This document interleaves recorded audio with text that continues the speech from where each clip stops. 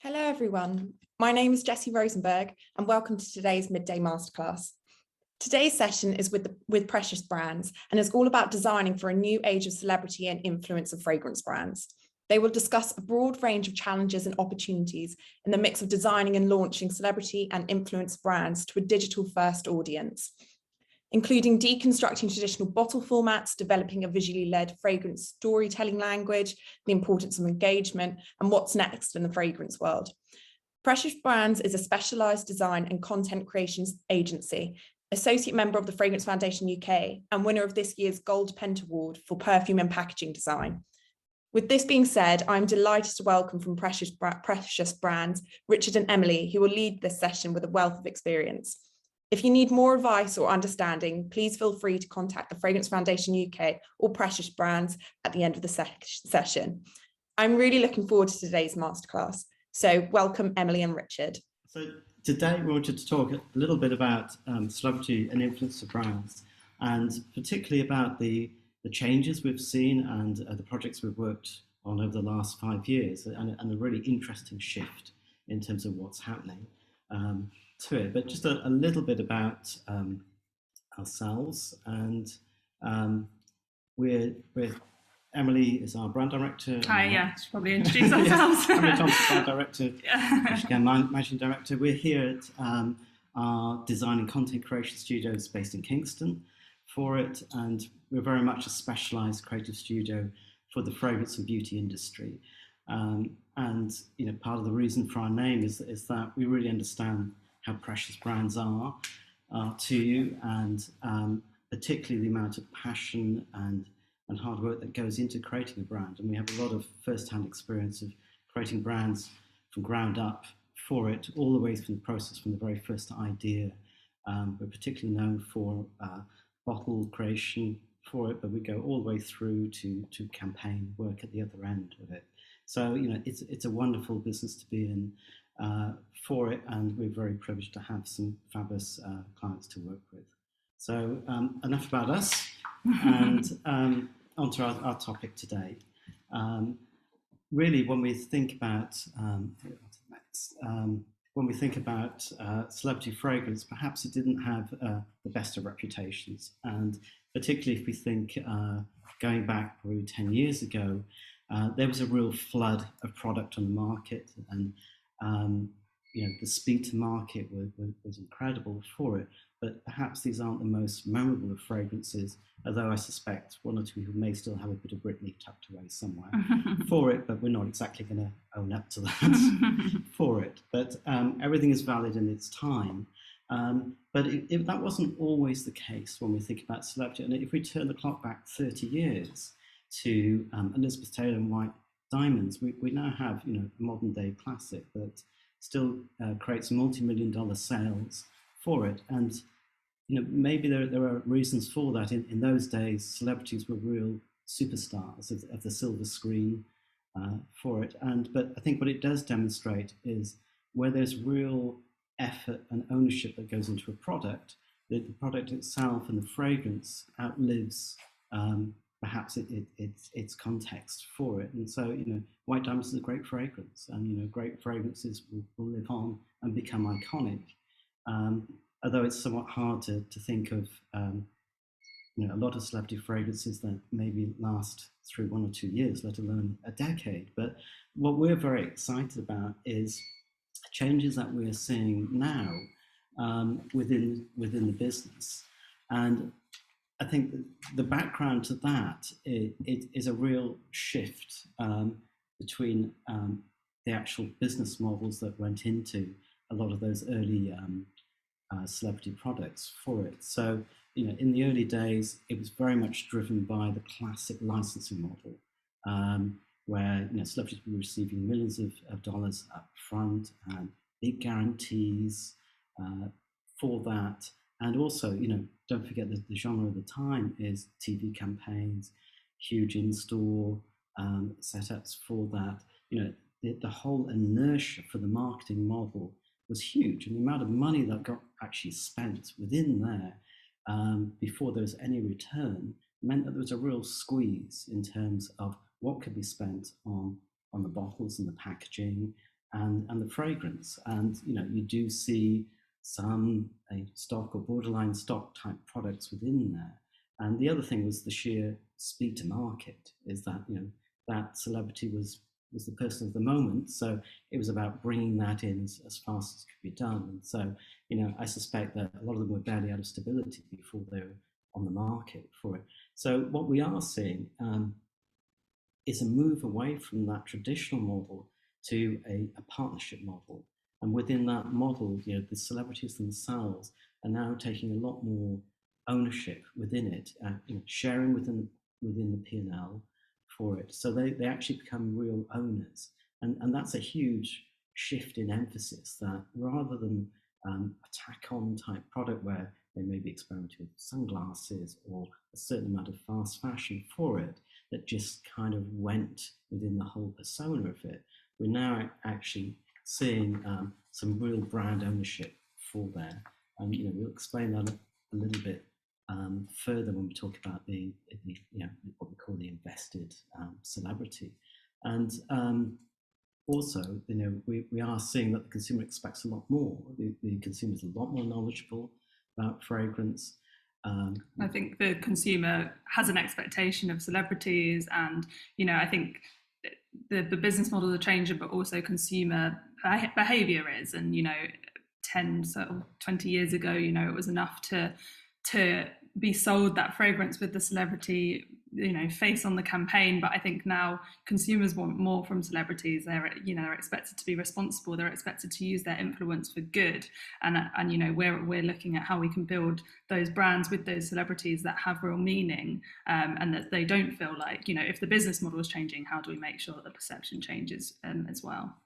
You can see this in not just the fragrance industry. If you looked to drinks, for instance, and you think about George Clooney and Casamigos, they're sold for $1 billion. Kylie Minogue wines that sold 1 million bottles in the first year.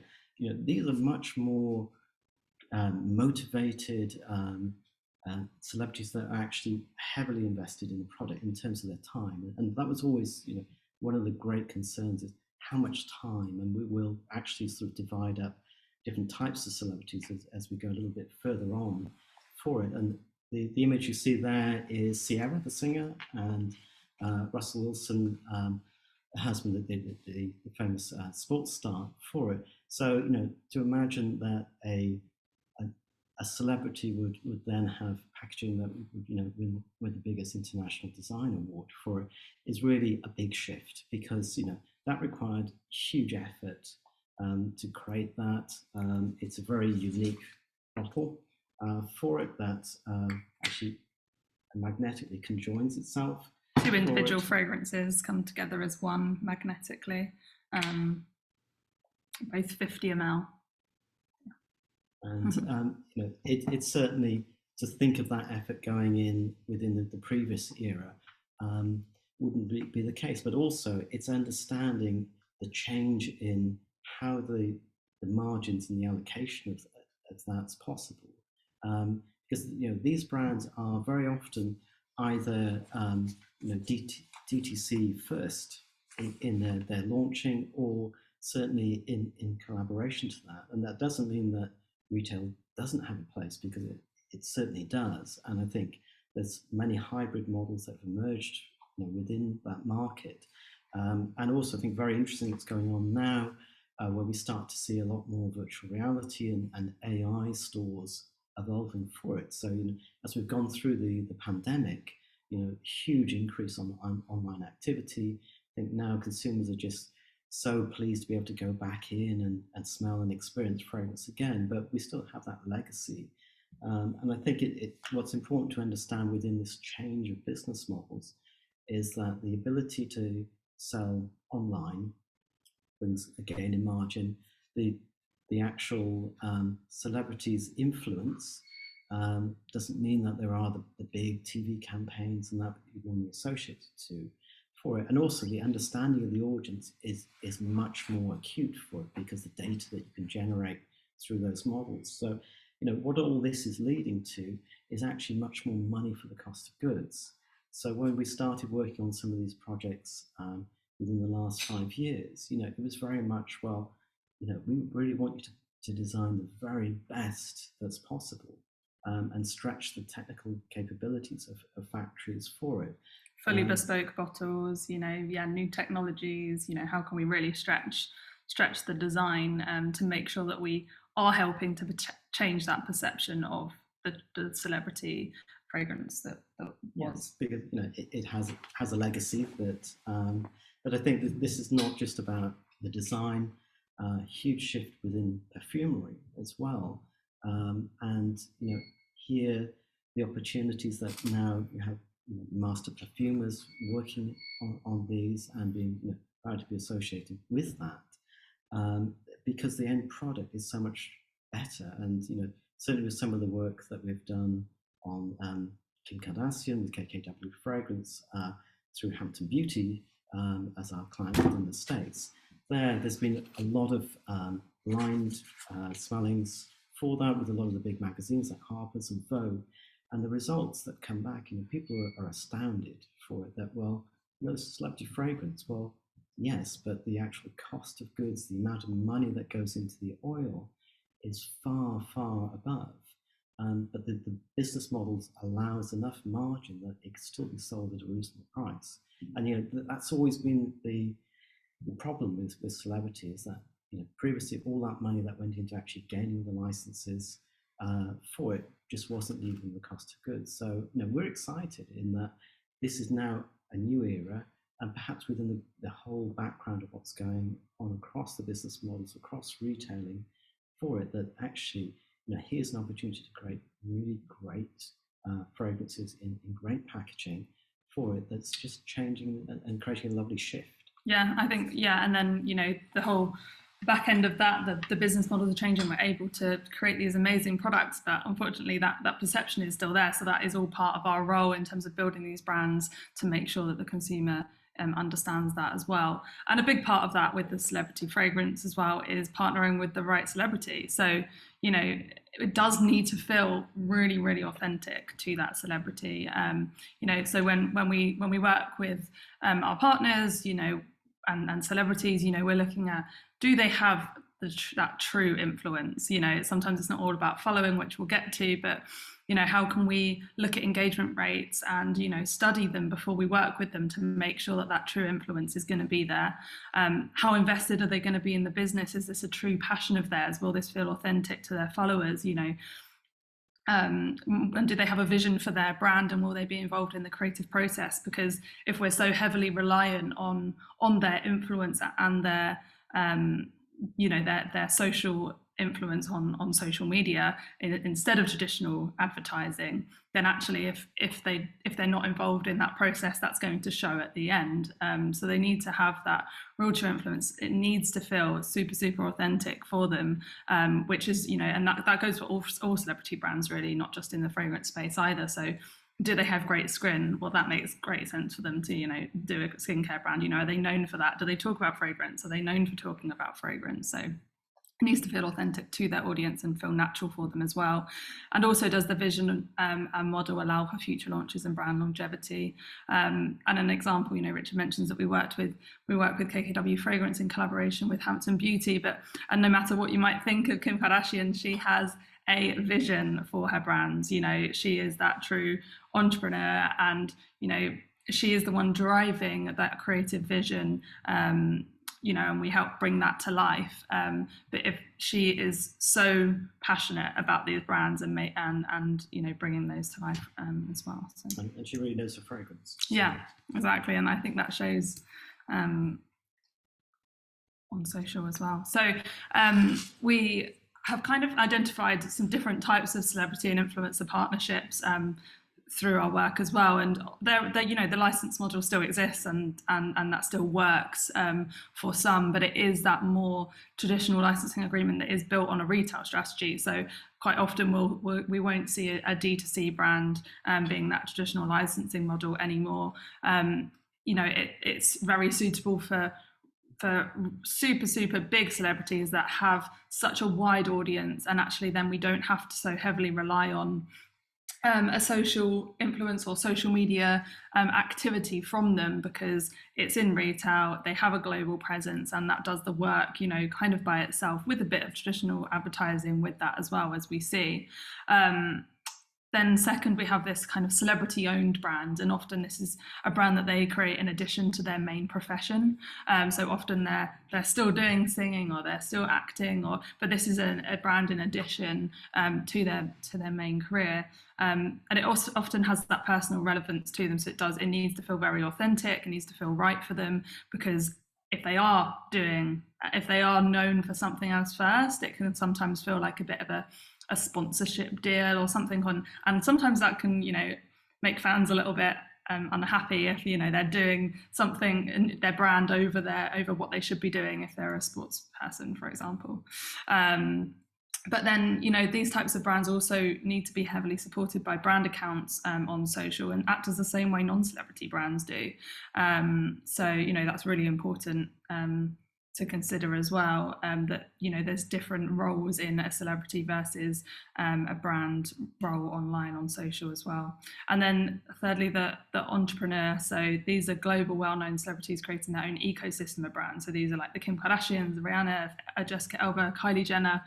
And this becomes actually expected from them. They're building their empire, and people completely understand that it's not the sponsored piece that people feel like it's unauthentic. It feels like this is what they are doing, this is their career now. It becomes their full focus, and that's that sort of huge ecosystem that they're creating. It feels so much more organic. Yeah. So this is the piece about following an engagement versus engagement. So it's really important that we don't just look at that followers number, because actually sometimes smaller, highly engaged influencers can outperform the superstars. So this is a very top line example, not based on anybody in particular, but Influencer A has 20 million followers, for example. So the popular perception might be, oh well, you only need 0.5% of sales to sell 100,000 bottles. However, if their engagement rate is on the lower end, and this isn't even that low in terms of engagement rates, but their engagement rate is say 1.5% of 20 million, you've got 300,000 people potentially engaging in this product, and at some point potentially 2% of those convert. We're looking at 6,000 bottles. But take Influencer B, who has 6 million followers, a higher engagement rate of 3.5%, being 210,000, and at some point 3% of those convert, a slightly higher conversion rate because they have that higher engagement, and that's 6.3 thousand bottles. So those small percentages can make a big difference. And we know that some celebrities will always have super fans that will buy a product purely for their name, but the difference between a lower or higher conversion rate for these D2C brands is based on many factors. So when we are designing these fragrances, and when we're asked to design the fragrances for these new celebrities, we're also faced with building a brand. So the expectation is that they bring more to the table now. So our challenges are that there isn't an existing brand who that has recognizability. We're doing it all from scratch, really. We are coming up with the brand, the logo, the design, the packaging, building this presence for the brand. So all challenges that we face. But there's an expectation digitally for not just celebrities but also brands, and we kind of have some statistics here that are hopefully quite useful as well for the expectation that brands and celebrities have on social media. So 83% of people globally feel that brands should be using their social channels to create a sense of community and support. Trustworthiness is the number one trait people have looked for in influencers and creators following the outbreak of COVID-19. Generation Z engagement is the most radically inclusive generation to date, with very high expectations on brands to be open, fair, and fighting for social justice. And 70% of respondents felt that trusting a brand is more important today than ever before. 62% of teens say that they digitally research beauty products and brands before making a purchase. And so from inky list to sustainable practices and political alignment, it's no longer enough to hide behind the veneer of a glossy campaign or a celebrity. At the very least, brands have to be authentic and forthcoming with information. As Gen Z's spending power and influence grow, brands must prioritize transparent engagement strategies to build lasting relationships with these notoriously brand agnostic shoppers. And I think, it's still a great truism that people don't want to be sold to. They want to be engaged, they want to be excited, and they want to be taken on the same journey within something that's truly authentic. And that is a big, big weakness if it isn't overcome. And then this is kind of looking at the wider social landscape with beauty influencers in general. So it's interesting that the majority of beauty influencers are active on Instagram and YouTube, and that's also the most common combination for beauty influencers. However, when we look at engagement, beauty influencers on TikTok have the highest number of followers on average, followed by Instagram and then YouTube.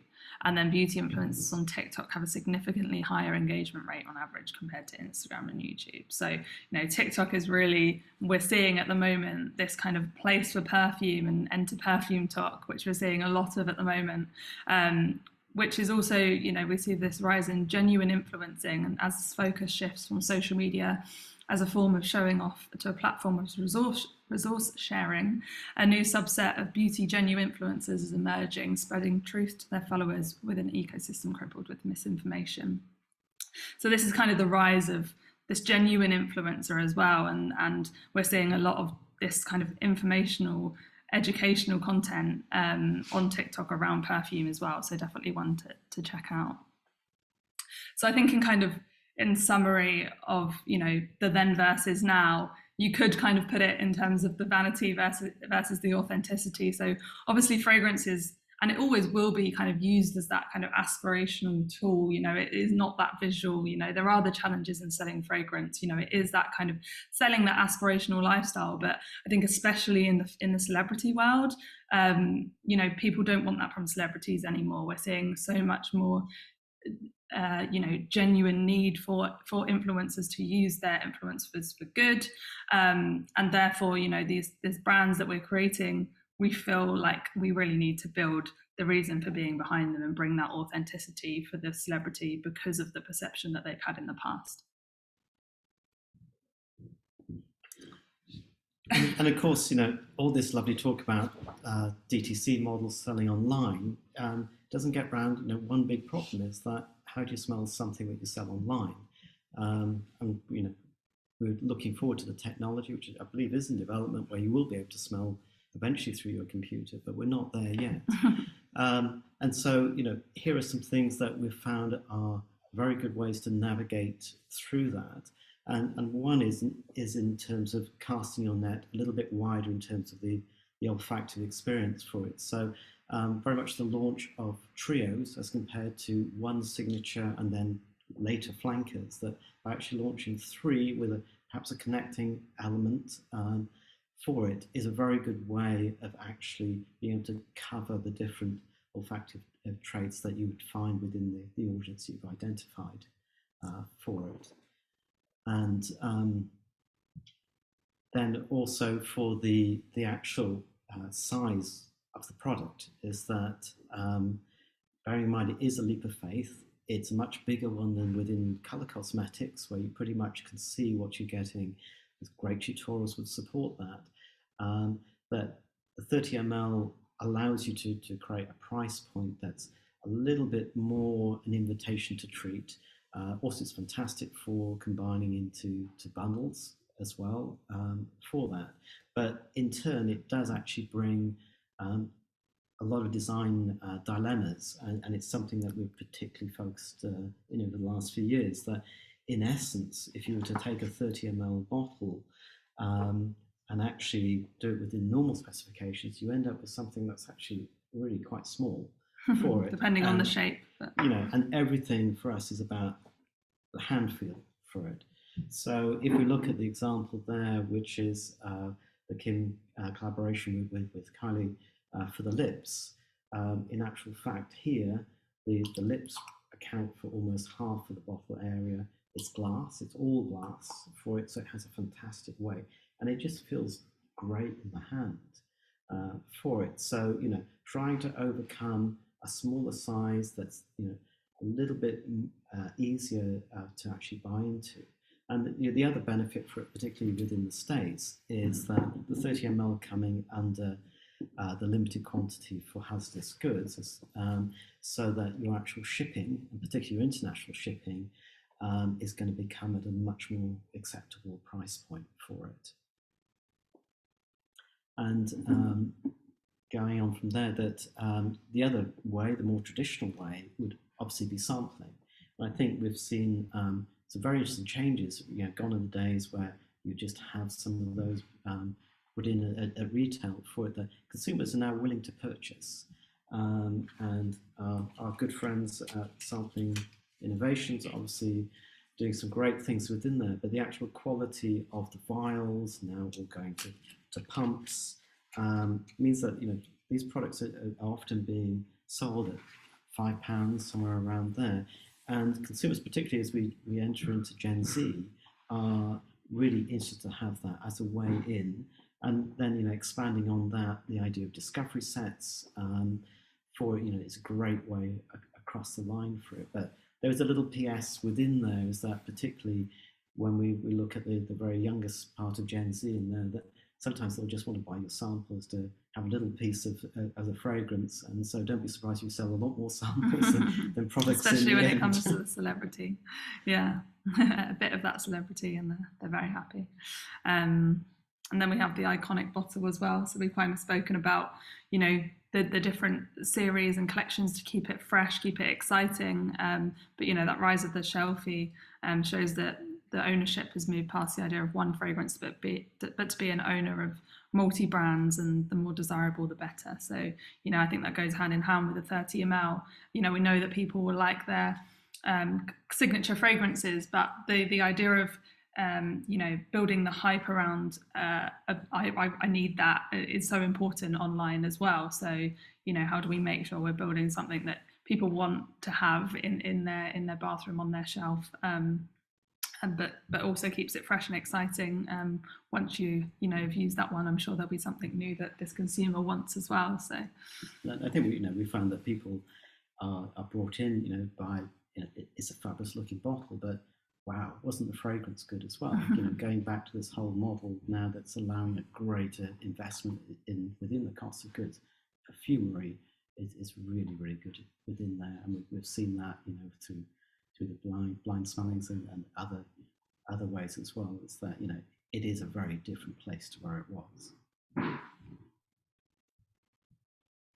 And so there is as well as those are elements that you can look at in your product strategy and brand strategy, but in terms of the digital, we've discussed before that there's still the need to act the same way as non-traditional celebrity brands do on social. So in terms of having that celebrity reach, it kind of takes care of sort of the beginning two parts of the funnel in terms of the awareness and the interest. So the celebrity account builds that awareness and reach. They have that existing influence and audience, and that will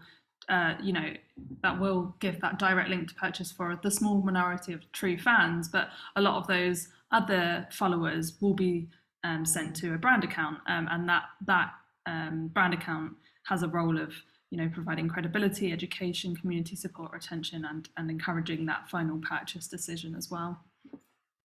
So I don't know if we're going to have time to go through this looking at time. I think we're already half an hour, but we were going to take you through a really quick case study of a brand that we've launched earlier this month in collaboration with Hampton Beauty as well, our partners and our clients in America. And this is actually a fragrance brand called Addison Rae Fragrance. And Addison Rae is she kind of rose to fame on TikTok, and she is the third most followed person on TikTok. We actually have we can kind of skip through this, but we looked through in terms of building that strategy. We first looked at what that audience is looking for, and this was from a survey done with Simrise, a fragrance house, and so this kind of drove us to our strategy of what they might be looking for. And they were looking for long lasting, but they were also looking for elements like relaxing and boosting confidence. And therefore that kind of drove to a strategy of building some mood enhancing scents. But we also wanted to approach it in terms of a new format. How can we bring newness to the category as well? And so therefore we also have developed a water-based fragrance and non-alcohol to make sure that it is, as clean as it can be for this Gen Z audience as well. So we can skip through this a little bit because I know we're out of time, and we can kind of go straight to the scents. But these are our scents that we've brought out this month with Addison Rae Fragrance. So we named them after the mood. So we have Chileaf, your daily dose of calm. And what we wanted to do with the communication here as well is we kind of really looked at, who our audience is. They're a younger consumer. How can we make this, one, they've got to purchase this online, but how can we make it really inviting and friendly for them? How can we describe this in a way that they're going to understand? So, we took out the top, middle, dry notes. We just listed notes that they might understand. They might be able to, think about what that actually smells like. So the apple, not too many describing, words that might not feel so relevant for them. We added in some occasions. So where might they wear this fragrance? There's a need for all of them then as well. How can they kind of use these fragrances at different times, as we know that audience wants to. So we added occasions like movie nights, long drives, digital detoxes for this one, for example, and just really clearly noted sort of their benefits, their clean formula, and along with this imagery that was kind of escapism imagery, the beach, the clouds, how can we use imagery and communication in a way online to make them kind of feel like they might understand what this kind of smells like. So we had Chileaf, Happy AF, and also Hyped AF for our first three mood enhancing multi-base scents for Addison Rae. The bottles are also interesting, which is a first to market package innovation. The way that we kind of approached the design here was that, the whole concept is new and kind of non-traditional in itself, that we didn't want the fragrance bottle to feel a traditional sort of design either. We didn't want it to be that kind of dressing table piece that doesn't go anywhere. We wanted this to be something that you might take with you. How can it feel very sensorial? How can we build something that's very tactile and feels more like a wellness object than it does a fragrance? So that's what the idea was here. They're also actually coated in a heat sensitive technology, which means that they actually change color when they are in contact with a warmer temperature, so your hands, for example.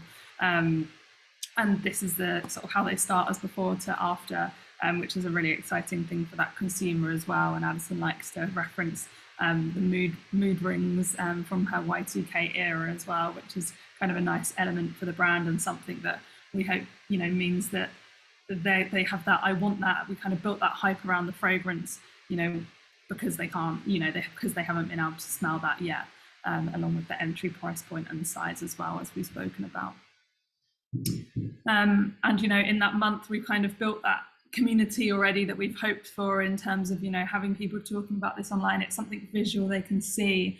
How can you can't necessarily show fragrance visually like you can beauty and cosmetics. So how can we make something visual that people want to share? And I think that heat sensitive technology has really done that in the social space as well. I also think that the whole emotional technology for it, it's been a little bit of a holy grail for perfume houses, in that we all knew that lavender was relaxing, but now there's a whole set of ingredients, a much greater palette for perfumers to work with, and all the major fragrance houses have fantastic products there, and invested in clinical and CAT scans and that to actually show a definite link. So as we start to talk a lot more about emotion as a tool within fragrance, then I think it's this is a real coming of age, and again it takes perhaps a new generation within that to actually be able to really empathize and relate to that. And so finally, we just wanted to kind of end with a slide on kind of what we see next for the celebrity space and where we see that going. So it certainly has come a long way from those overexposed days. So the business models change, and that's been very significant, as has design and retailing, and very different marketing channels. But most of all, it's finally a desire to create a beautiful product from a committed owner. I think we continue to see brands develop that will actually have some longevity. So we've seen a lot, and we actually know from retailers that for celebrity brands, they actually quite like the idea of brands being named not after the celebrity. So, not being that celebrity's name full front and focus, but actually they're, they're in the background and they're driving that awareness, but the brand can also exist by itself in the future, which I think is something that retailers quite like. And I think that also gets beyond that issue of that first perception of a celebrity fragrance brand. And I think there's a lovely example at the top right there. If you remember the Olsen twins, for it and one of their original perfumes from that original era, and now that their latest launch, working with a fantastic artisan perfumer for it, and launching 3 rollerball based fragrances, fragrance oils, 7 mils at $500. So celebrities come a long way, and also I think the prominence of perfumers within that, rather than being in the background, have come to the front, and I think perfumers would want to be associated with really high quality, well thought out, and most of all invested celebrities that actually really want to do something different for it. And perhaps we could even see that the perfumers themselves are becoming the new celebrities, and the names are becoming a lot more prominent to the public. Mm-hmm. Yeah, definitely.